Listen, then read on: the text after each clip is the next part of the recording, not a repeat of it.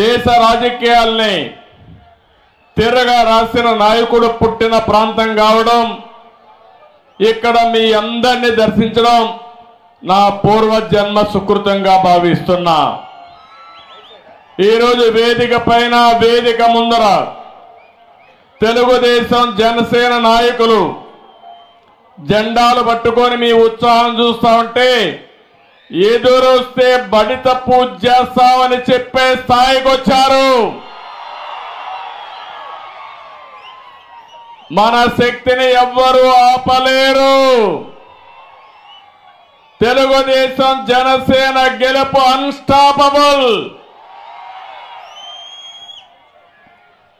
ఎన్టీఆర్ని ఒక్కసారి తలుచుకుంటే పాలకులంటే సేవకులని సమక్షేమం అందించిన యుగ పురుషుడు పుట్టిన. మీ పిల్లలు ఇంటర్మీడియట్ మరియు ఎంసెట్ చదువుతూ సబ్జెక్ట్స్ లో కన్ఫ్యూజ్ అవుతున్నారా? కాన్ఫిడెన్స్ లెవెల్ తక్కువగా ఉందా?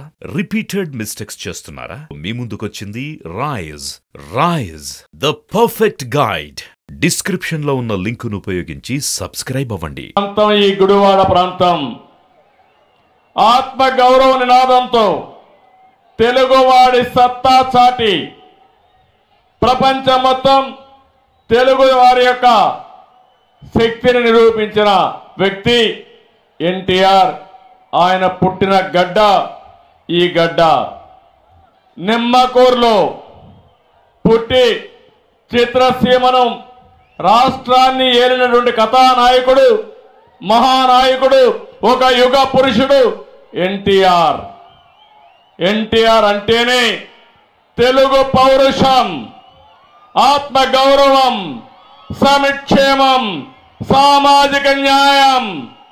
ఎదురొస్తే తొక్కుకుంటూ పోయే సైన్యం ఉన్న పార్టీ తెలుగుదేశం పార్టీ. ఇంకో పక్క ఈ ప్రాంతం మహామహులు పుట్టిన గడ్డ ఇది. సాహితీ, సాంస్కృతిక, రాజకీయ, సినీ రంగాల కోసం వేదిక ఈ కృష్ణా తీరం. దేశానికి మహామహుల్ని అందించిన గడ్డ ఈ కృష్ణా జిల్లా. ఇక్కడ ప్రతి ఊరికి ఒక చరిత్ర, ఒక వ్యక్తికి ఒక కీర్తి. వ్యక్తుల్లో ఒకసారి ఆలోచిస్తే భోగరాజు పట్టాభి సీతారామయ్య గారు, గొట్టిపాటి బ్రహ్మయ్య, చంద్ర రాజేశ్వరరావు, కేఎల్ రావు, మండలి వెంకటకృష్ణారావు రాజకీయ ఉద్దండులు పుట్టిన ప్రాంతం.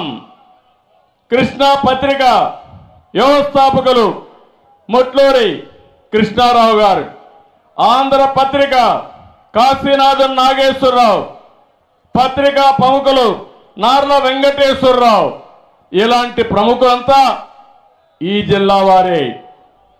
అక్కినేని నాగేశ్వరరావు గారు, వేదాంతుల రాఘవయ్య, గొప్ప గాయకులు ఘంటసాల, కృష్ణా తీరం కథలు రాసిన మల్లాది రామకృష్ణ శాస్త్రి, వేటూరి సుందర రామ్మూర్తి ఇక్కడ వారే.